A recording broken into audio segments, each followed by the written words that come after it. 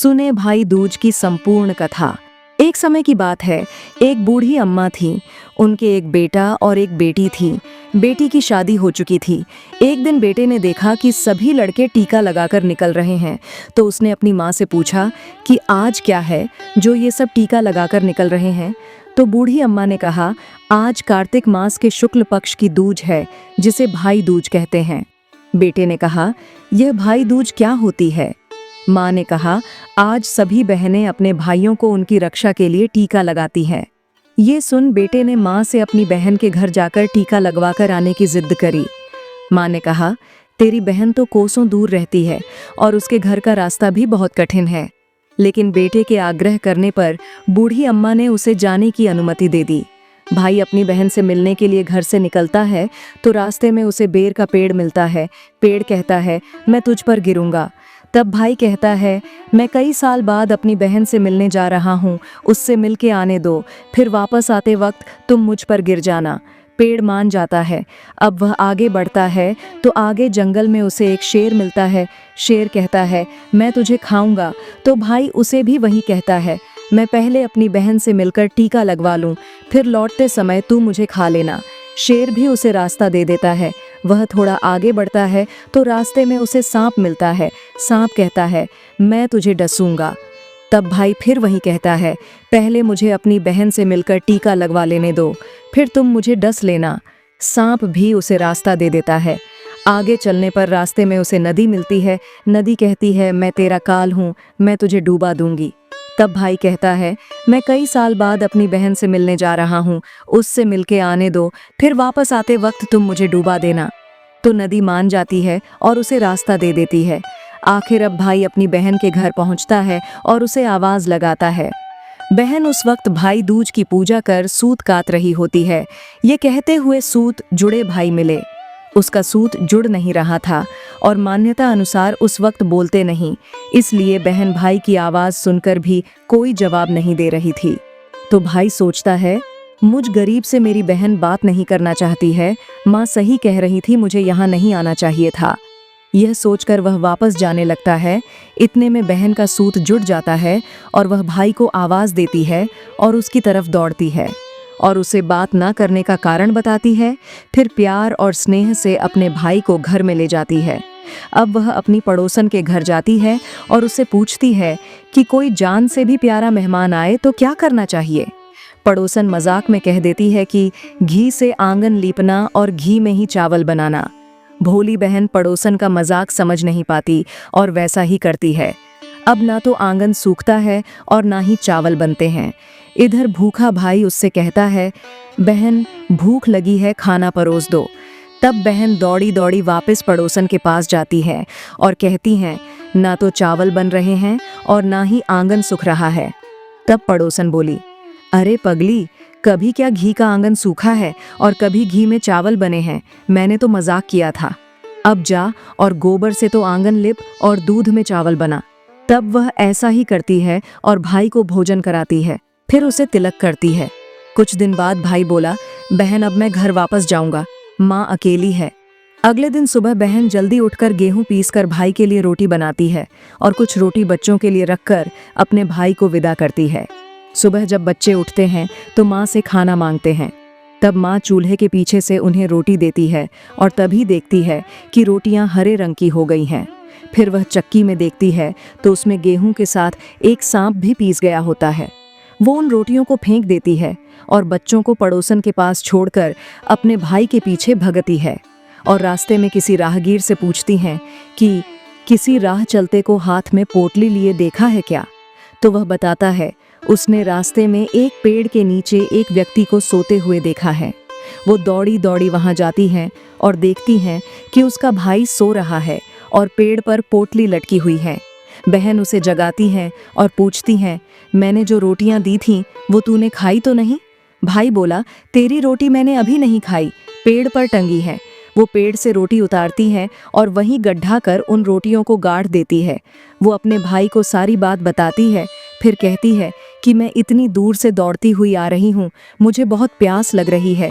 तो भाई कहता है, ऐसे घनघोर जंगल में पानी कहाँ मिलेगा? तभी आकाश में पंछी इकट्ठे दिखते हैं। तब भाई कहता है, उधर पंछी दिख रहे हैं, वहां जरूर कोई सरोवर होगा, मैं अभी पानी लेकर आता हूँ। बहन बोली, मैं खुद जाती हूँ। तब बहन पानी पीने सरोवर के पास जाती है।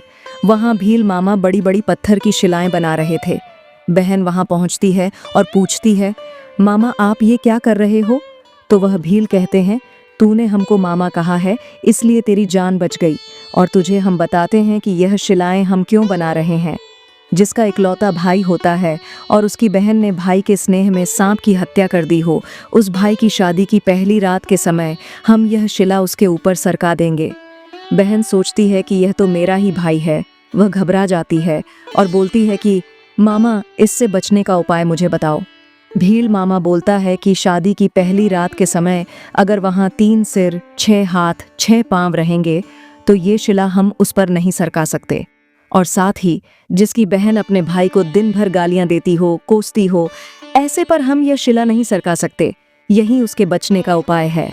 इतना सुनते ही बहन वहां से अपने भाई को गालियां देती हुई वापस आती है तो भाई सोचता है, अभी तो यहाँ से अच्छी भली गई थी, लगता है इसको कोई भूत प्रेत लग गया है।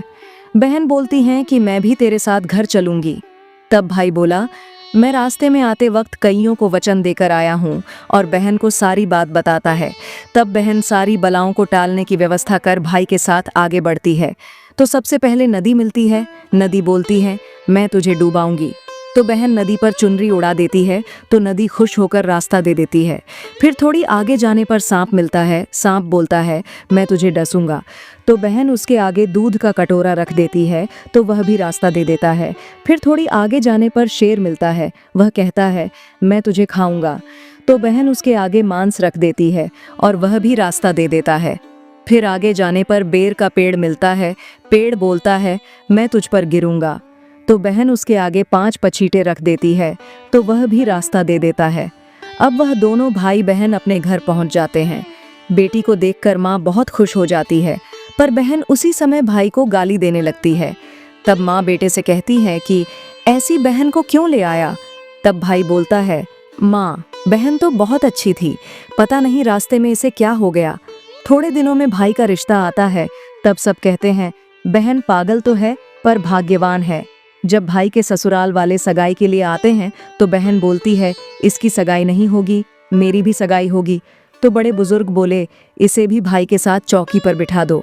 अब कुछ दिन बाद जब भाई की बारात निकलने लगी तब बहन बोली, इसकी बारात आगे के दरवाजे से नहीं जाएगी, पीछे के दरवाजे से जाएगी। बहन के इतना कहते ही आगे का दरवाजा टूटकर गिर जाता है। सब कहते हैं, भले ही बहन पागल है पर भाई की जान बचा रही है। जब भाई फेरों में बैठता है तो फिर बहन कहती है, ये जूती उतार कर नहीं, जूती पहनकर फेरे लेगा। तब सब उसकी बात नहीं मानते हैं और फेरे लेने के बाद जूती पहनते ही सांप उसके भाई को डस लेता है और उसका भाई बेहोश हो जाता है। तब उसकी बहन दौड़ी दौड़ी धोबिन के घर जाती है और धोबिन से कहती है कि मैं इतने समय से सवेरे सवेरे ही तुम्हारे घर का सारा काम काज कर जाती थी, इसी वजह से तुम दोनों सास बहू में कोई झगड़ा नहीं हो रहा है। आज मुझे तुम्हारी ज़रूरत है, मुझे तुम्हारे मटके के नीचे का पानी चाहिए। तब धोबिन उसे पानी दे देती है और बहन अपने भाई के ऊपर उस पानी को छिड़क कर उसकी जान बचा लेती है। शादी के बाद जब दूल्हा दुल्हन की रात जगती है तो बहन कहती है, इसकी नहीं पहले मेरी रात जगाओ। तब कई लोग बोले, बीच में पर्दा लगाकर इसे भी साथ में सुला दो।